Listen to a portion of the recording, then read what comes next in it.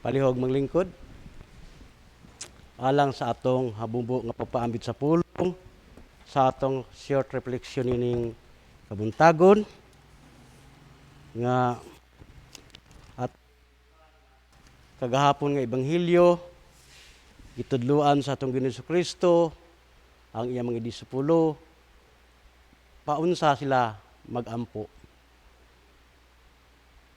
Karon ang atong ebanghelyo mano sa karon nga ayaw ko na mo pagtigom o bahandi. Isa kay kutkuton, tayan pa, kay kawatan.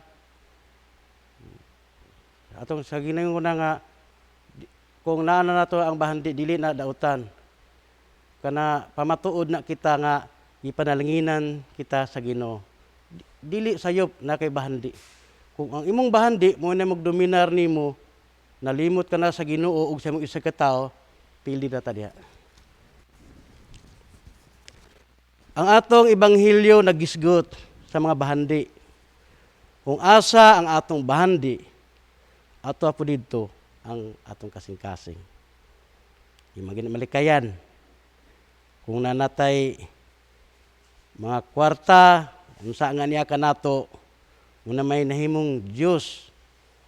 Ambis ang number one sa atong kinabuhi mo ang atong Diyos nga tagya sa atong kinabuhi, kundi ang kwarta na niya kanato.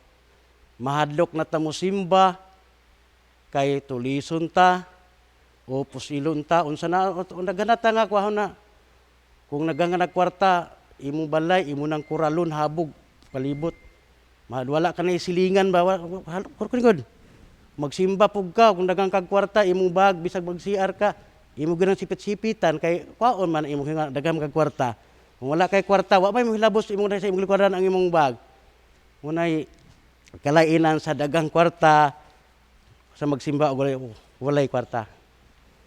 Kita unsa man ang atong bahandi? Kwarta ba, alahas o mga butang nini nga kalibutan. Ang tinuod nga bahandi mao ang mga butang nga magdugay o dili temporary. Mga butang nga makahatag og tinuod nga kalipay. Kasagara nato dire makaingon nga pamilya ang ilang bahandi ug mga hinigugma. Ang atong pamilya part na sa atong bahandi sa atong kamo nang atong hinumduman nato sa diya sa John chapter 2, di mo man yang unang milagro nga gipakita sa Hesus Kristo sa kasal dito sa Kana sa Kana. Bahandi nato na sila. Kita pod madala pod nato sila diha sa pamaagi sa grasya sa Ginoo. Pero ang mga bahandi nga dili mawala makahatag nato o kalipay pero dali ra dili tinuod nga bahandi.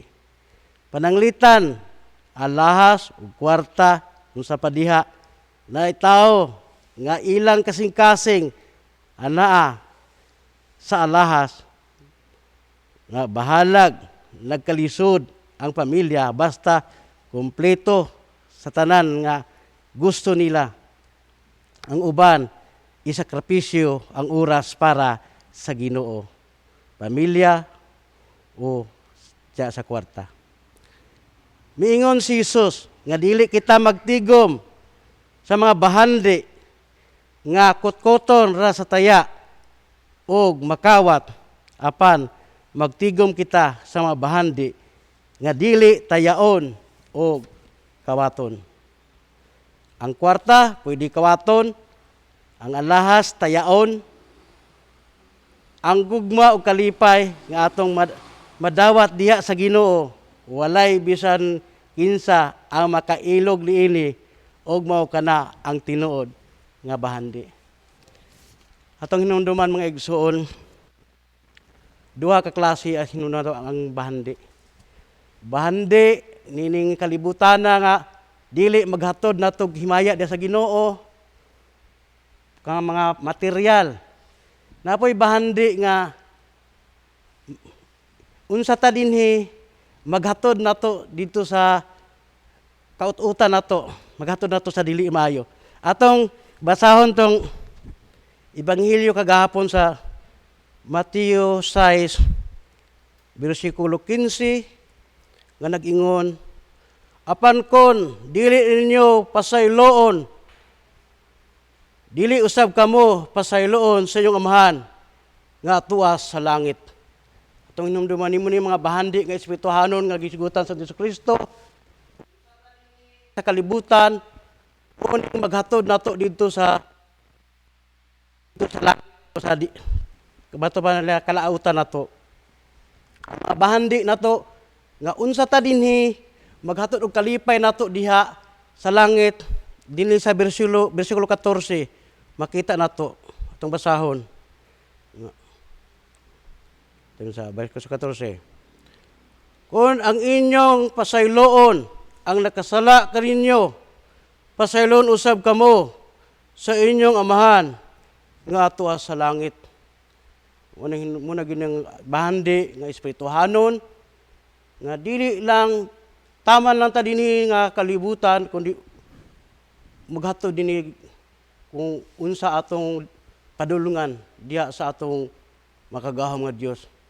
Kwarta, kawaton man. Pang dinhira man na, dili man na mo ingon sa Ginoo nimo nga, oy, kapalaran nimo undo. May imong pagabutang dito sa kalibutan, ana nimong tanan. Pero magarbusa ka naman, mausab ka naman. Kana pwede na nimo ang imong nakay mabiklan, pwede na nimo ipapatay, bibaligya nimo. Oy, pulos. Sagingon ko na ang panalangin, bunga na sa atong pangalagad. Unang ningon bitaw sa John chapter 10 verse 10 nga ang kawatan mianhi aron pagpatay, pagpangawat, paglaglag.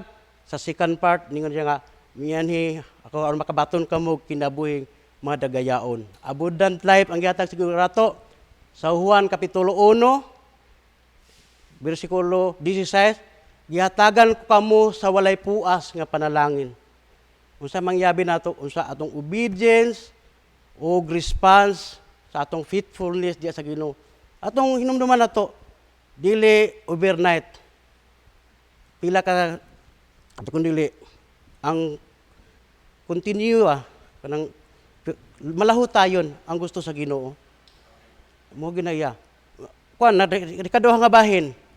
At lawas ko ang mata ko no. Suga sa lawas, tinuod ka na.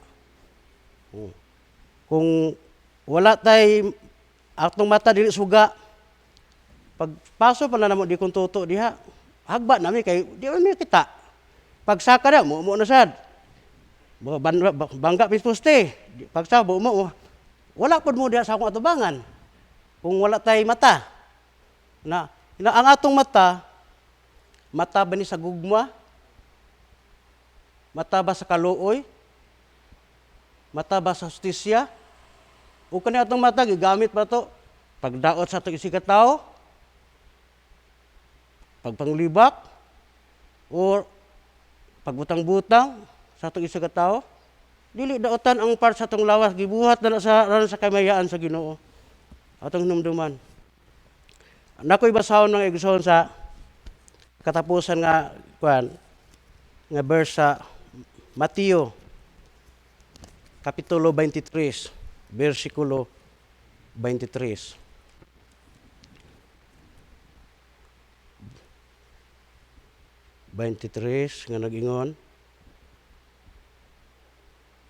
pagkalaot ninyong mga magtutudlo sa balaod o kamo mga Parisiyo, mga tigparingnon, naghatag kamo ngadto sa Dios sa ikapulong bahin, bisan gani sa mga lamas, sama sa hilbabuyna, sa anis, ug sa kaningag. Apan wala ninyo tumana ang mas importanteng mga pagtulunan sa balaod, sama sa hustisya, kaluoy, ug pagkamatud-anon. Angay unta nga buhaton ninyo kini sa walay pagbiya sa ubang pagtulunan. Atong hinumduman mga igsoon, munang gidasig kita nining kabuntagon nga nasa dili daw akong sa katuusan akong balikon dili daotan nga natay mga grasya at padalangin. Importante lang nga gamito nato sa paagi. Ilabi na gid nato. Ilabi nato kitang mga clergy. Unsa man atong bahandi nga mahatag diha sa Ginoo. Una, kani atong pag-ani. Bahandi man ni. Alang munaog pa ang Dios ug si Hesus Kristo para magrepresenta to sa dinhi sa simbahan. Kita gigamit ta sa Ginoo aron pag kita ang magdala sa iyang pagpaambit sa mga tawhan. Ginagana lang pero sa bahati na pari obispo ug mga dikon atong obedience sa